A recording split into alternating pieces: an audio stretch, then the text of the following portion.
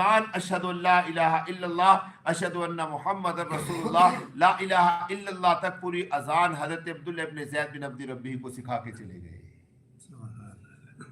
صبح جب اذان کا وقت ہوا حضرت عبداللہ بن زید بن عبد ربی جو ہیں وہ بھاگے بھاگے مسجد کے اندر جاتے ہیں اور جا کر عرض کرتے ہیں یا رسول اللہ یا رسول اللہ، یہ الفاظ مجھے کوئی سکھا کے گیا ہے.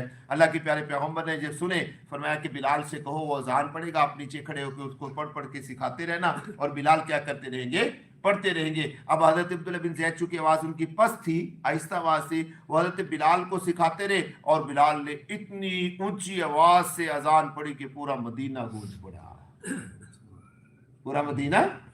حضرت عمر فاروق رضی اللہ تعالیٰ عنہ نے جب سنا، سوئے ہوئے تھے، سنا، اٹھے اور بھاگے بھاگے آئے کہ یا رسول اللہ میں نے بھی خواب کے اندر یہ الفاظ دیکھے ہیں. اللہ کے پیارے پیغمبر نے فرمایا پہلے آ جاتے. کیا فرمایا؟